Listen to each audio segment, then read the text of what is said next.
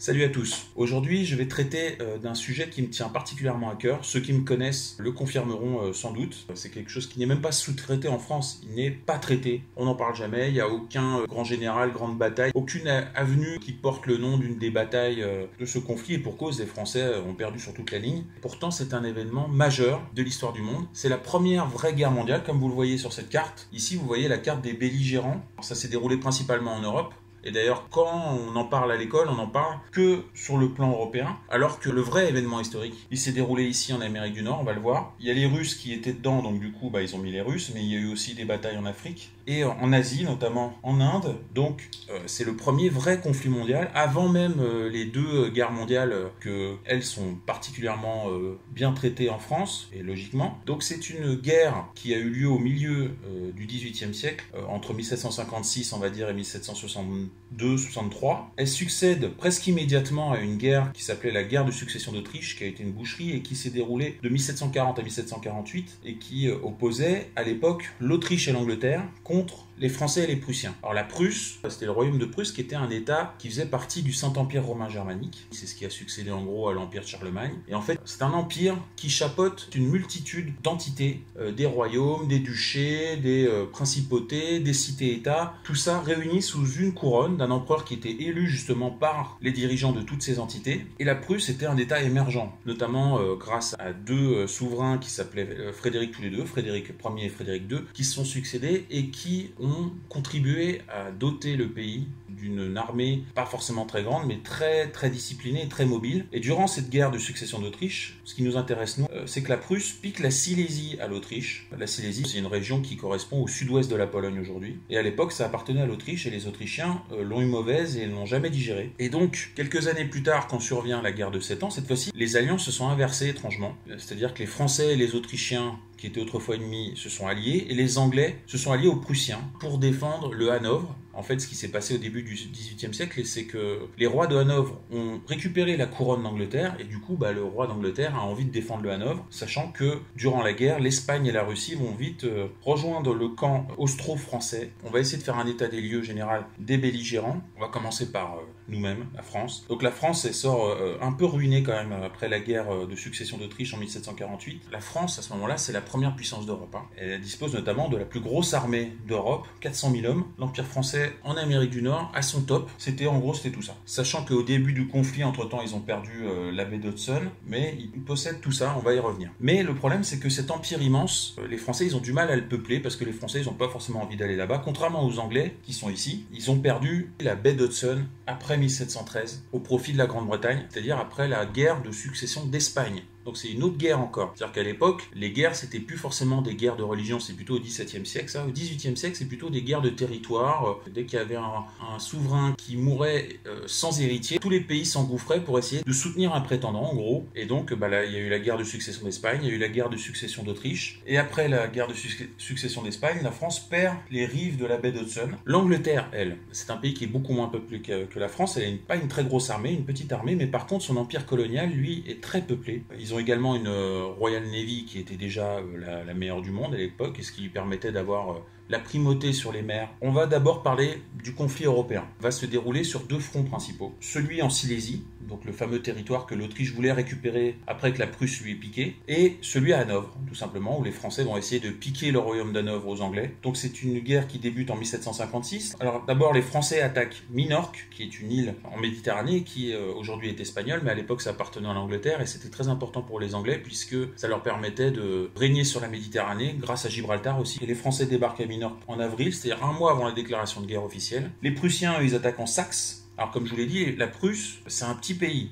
Ils n'ont pas une grosse armée, mais par contre, ils sont très mobiles et très disciplinés, donc ils vont essayer de mener des petites guerres comme ça contre les différents pays qui les attaquent. Ils envahissent la Saxe, ils continuent vers le sud et ils arrivent jusqu'à Prague en 1757, mais il échoue à prendre Prague. Et à ce moment-là, ça commence à se gâter pour les Prussiens, puisque les Français attaquent à l'ouest, les Russes attaquent à l'est et les Autrichiens contre-attaquent du sud, et donc les Prussiens vont à partir de là essayer de défendre leur pays. Malgré tout, les Prussiens battent les Français à Rosbach et les Autrichiens à Leuthen. Malgré tout, la France, elle, conquiert le Hanovre en juillet 57. En 1758, la Suède s'allie aux Russes pour attaquer la Prusse. Les Prussiens arrêtent les Russes à Zorndorf, mais les Autrichiens, eux, gagnent la bataille de Hochkirch. Les Anglais, eux, prennent leur revanche au Hanovre et virent les Français, alors qu'ils étaient inférieurs en nombre. Ça va être aussi un des thèmes de la guerre, puisque les Français sont supérieurs en nombre, ils ont une armée de 400 000 hommes, et ils vont se faire régulièrement taper par des armées moins fortes, en tout cas moins nombreuses. Les Anglais, même pour faire chier les Français, ils vont débarquer à Cancale, et pas pour manger des huîtres. Ils vont attaquer Saint-Malo, ils vont pas réussir à prendre Saint-Malo, mais en repartant,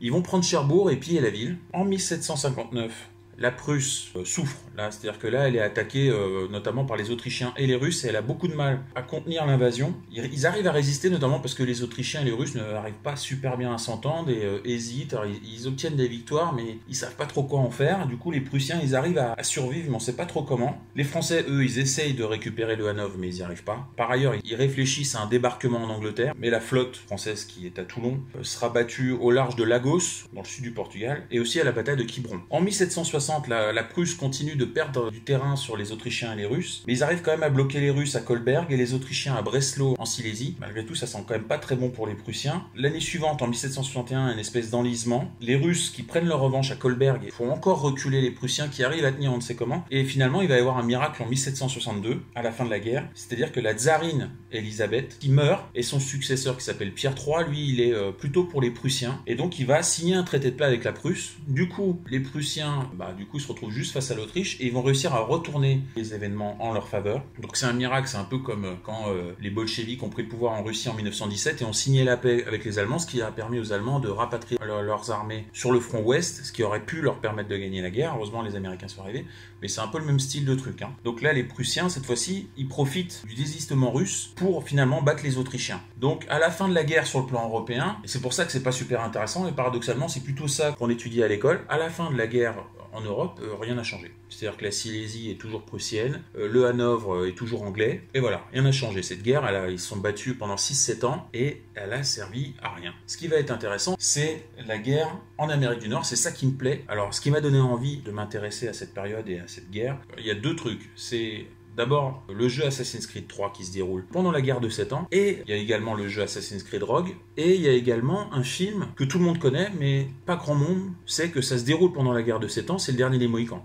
Il va y avoir des événements dont je vais parler qui sont montrés directement dans le film, et c'est un film où on voit des Anglais et des Français se battre aux côtés des Indiens, on se dit super, il y a Daniel Day-Lewis, tout ça, machin, on sait absolument pas que ça se déroule pendant la guerre de 7 ans. Les Canadiens, les Anglais, les Américains, quand ils voient le film, ils le savent, parce que ça fait partie de leur histoire, ils sont au courant. Les Français, non. On regarde le film, on dit c'est génial, tout ça, mais on sait absolument pas ce qui se passe, on sait pas, on se dit les Français et les Anglais qui se battent, c'est comme ça depuis la nuit des temps, donc c'est la guerre de 7 ans. Et c'est là que ça va être intéressant. C'est un front qui d'ailleurs s'est ouvert 2 ans plus tôt, c'est une guerre qui dure 9 ans en fait là-bas. Elle n'a pas le même nom, elle s'appelle pas la guerre de 7 ans logiquement, puisqu'elle a duré 9 ans. Et au Canada par exemple, on la nomme la guerre de la conquête, puisque ce sont les Anglais qui vont conquérir notamment le Canada, donc dans l'histoire du Canada, c'est la guerre de la conquête. Et aux États-Unis, ça s'appelle la French and Indians War, donc c'est la guerre contre les Français et les Indiens, puisqu'en fait les Français étaient alliés avec une dizaine de tribus indiennes, notamment les Algonquins, les Hurons, on le voit dans le film d'ailleurs, puisque les méchants dans le film ce sont les Français et les Hurons, et les Anglais eux ils seront alliés notamment aux Iroquois principalement, mais sinon la plupart des Indiens seront plutôt côté français. Dès 1754, c'est les Français qui commencent. Comme au niveau européen, ils attaquent des forts. Vous voyez sur cette carte, il y a plein de petits forts sur la frontière, vous voyez. Fort Duquesne, Fort Chambly, Fort Frontenac, etc. Tous ces petits forts-là, ils ont été construits sur la frontière avec l'Angleterre. Ils vont être l'enjeu de cette guerre, ils vont notamment être le début de cette guerre, puisque la France tout de suite attaque des forts et fonde le fort Duquesne, juste ici. C'est un fort qui va avoir d'autres batailles dans la guerre. George Washington, je pense que vous connaissez, c'est pas seulement celui qui a été un des grands artisans de la Révolution américaine. À l'époque de la guerre de 7 ans, c'était un général, ou en tout cas c'était un soldat de l'armée britannique. Ensuite, il va se battre contre les Britanniques lors de la Révolution américaine, mais à l'époque, il faisait partie de l'armée britannique. Et Washington, en représailles, il va attaquer un fort, il va tuer des Canadiens, puis il construit Fort Necessity, mais le perd aussitôt au profit des Français. L'année suivante, en 55, il y a des escarmouches dans la vallée de l'Ohio. C'est une vallée qui a un enjeu puisque les Français et les Anglais se disputent, mais aussi les Iroquois. Les Anglais échouent face à Fort Niagara et Fort Duquesne déjà. Du coup, les Anglais, ce qu'ils vont faire, c'est qu'ils vont faire un blocus sur le Saint-Laurent. Donc le Saint-Laurent, c'est ici. Alors je vous le rappelle, les Français avaient perdu la baie d'Hudson, mais ils avaient aussi perdu l'Acadie et Terre-Neuve.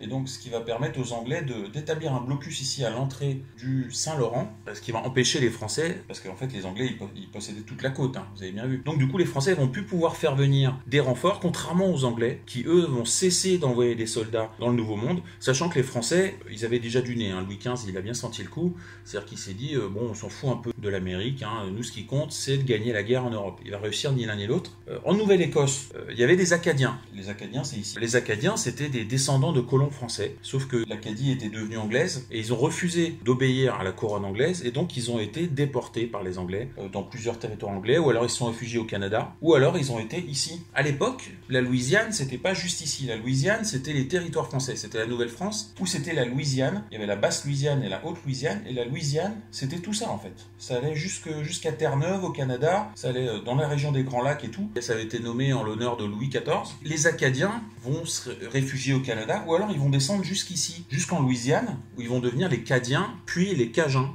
Et les Cajuns, c'est un peuple qui vit donc ici et qui parle un peu le français, hein. En 1756, l'année où se déclenche le conflit en Europe, la France, elle, donc se concentre plutôt sur l'Europe, et donc les Anglais en profitent. La France a envoyé le marquis de Montcalm, qu'on voit dans le film, c'est un des méchants, dans le dernier Mohican. Montcalm, lui, il attaque le fort Oswego, il le prend, il prend également la fameuse bataille de Fort William Henry qu'on voit dans le film, durant lequel le général Monroe meurt après la bataille dans une embuscade menée par les Hurons. En 1758, les Anglais continuent d'envoyer des renforts dans le Nouveau Monde, mais les Français battent malgré tout les Anglais à Fort Carillon, mais ils sont débordés en termes d'armée et ils perdent le fort Frontenac ici. Et là, la guerre bascule, hein, puisqu'ensuite ils prennent le fort Duquesne, le fameux fort Duquesne. À noter que le fort Duquesne est pris notamment par un général qui s'appelait Pitt, d'où le nom de la ville qui a été construite ensuite sur le fort Duquesne, qui s'appelle Pittsburgh, tout simplement en l'honneur de ce général. Ils prennent également Louisbourg ici, vous voyez la petite île là. Par ailleurs, en 1759, ils prennent aussi